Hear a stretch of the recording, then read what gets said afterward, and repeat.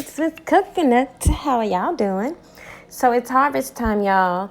The other day I told you I was going to share with you my fall prosperity rituals.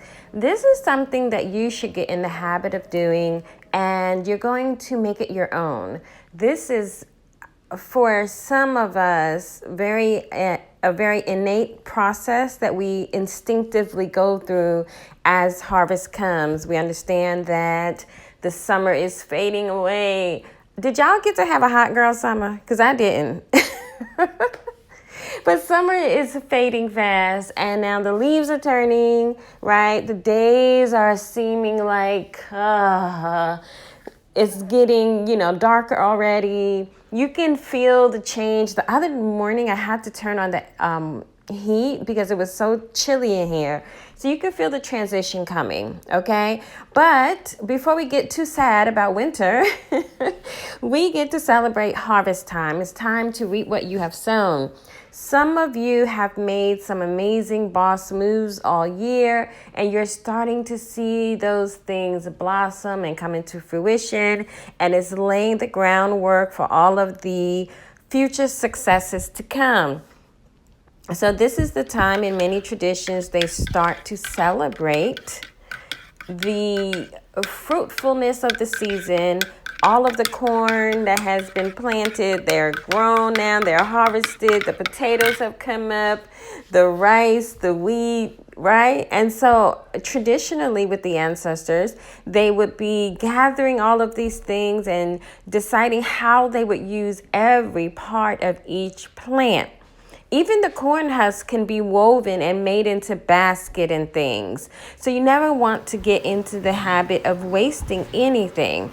So you would at this time celebrate life, celebrate the warmth, the family, the connections with your friends, the good times, being able to sit outside and linger over dinner, taking walks, right? Going on trips, all the great things we like to do when summer hits. Traditionally, you're going to see some of the different religious and spiritual ceremonies involve a sort of feast.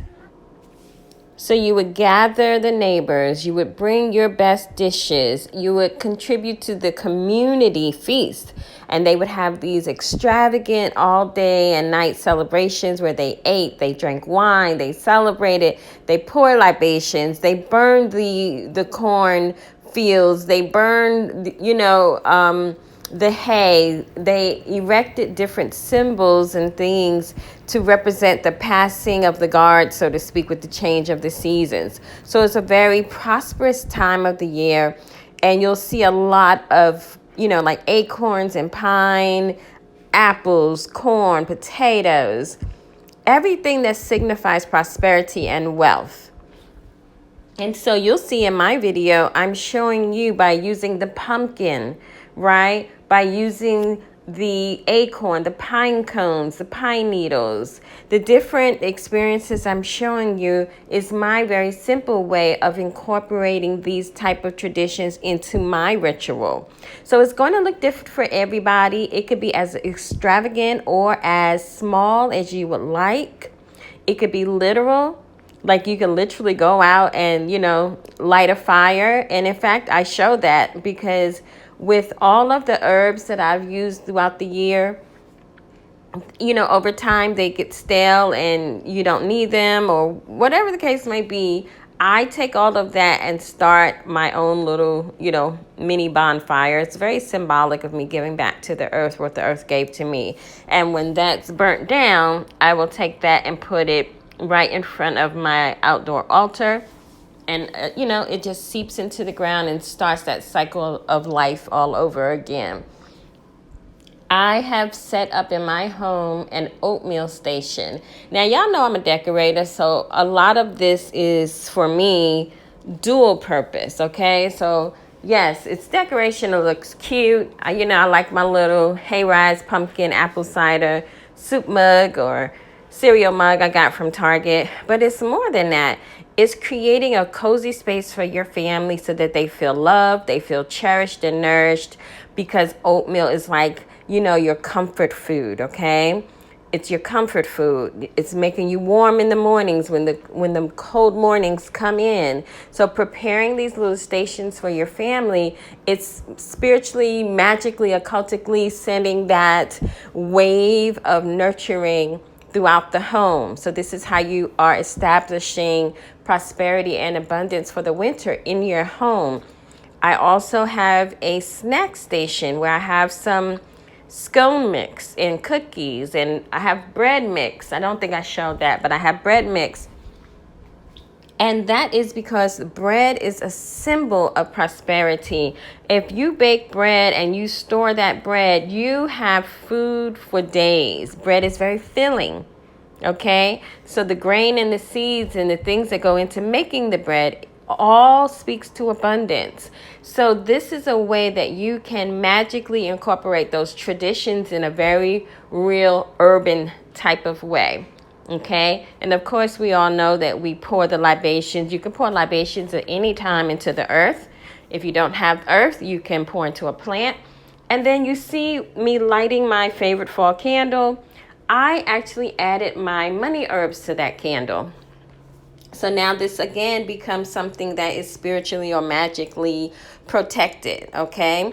So this is to keep the money in the home, keep it coming throughout the winter, that we have enough, that we feel our bills are being met. We still have a little money left over to have some fun with, that we're eating good and we're still being healthy. I also am showing you the tradition of inserting cloves into the orange. This is very ancient. The cloves actually preserve the orange, and this was used really centuries ago when they had like the Black Plague, and this is a way they felt was to purify the air. So it's protection. So you're going to just stick the cloves in the orange all over. This will help preserve the orange. It smells wonderful, and you just hang it up in the kitchen. I have mine here hanging on the rack, and this smells wonderful. Once it dries, I just add that to my potpourri.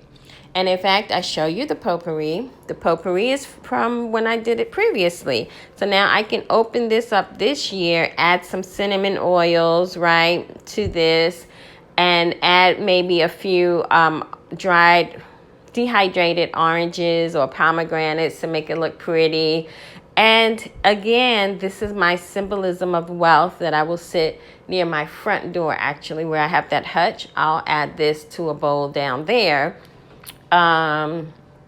Because that's going to make sure that everyone coming through that door that lives here is planting that image in their mind of harvest and abundance and prosperity, the horn of plenty, so to speak, okay?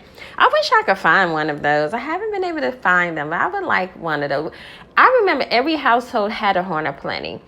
Our ancestors, our people, our families, they have been practicing these traditions without knowing what they were, and it was handed down to us. Some of it has been lost, but we got to bring it back, You'll see me when I go out collecting my pine cones, I'm barefoot most of the time, okay? And that's because I want to keep my connection to the earth. When I went outside today to start the bonfire, I was barefoot because you want to always feel grounded and connected as these seasons change, because a lot of people have this really harsh adverse reaction to winter coming, because it feels like, okay, I'm not going to see people as much. I'm not going to be able to go as much because, winter comes, things shut down.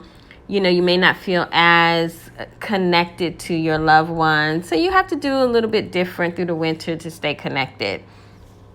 Now my bonfire is going, and it's a lot of stuff in there. So I know I won't have the picture to show you, but I'll update my community tab so that you can see what it looks like when it's all finished. And even if you can't do that, if you have some herbs, just go sprinkle it outside in the earth, okay? And that can be your ritual of harvest as well. So anyway, I hope I've inspired you today to take some very simple urban ways, right? Using very simple means, different things that I have from the grocery store to magically enchant the home for a very prosperous winter. So thank you so much for joining me today. As always, I'm wishing you peace, joy, success, prosperity. Om Shri Brezi.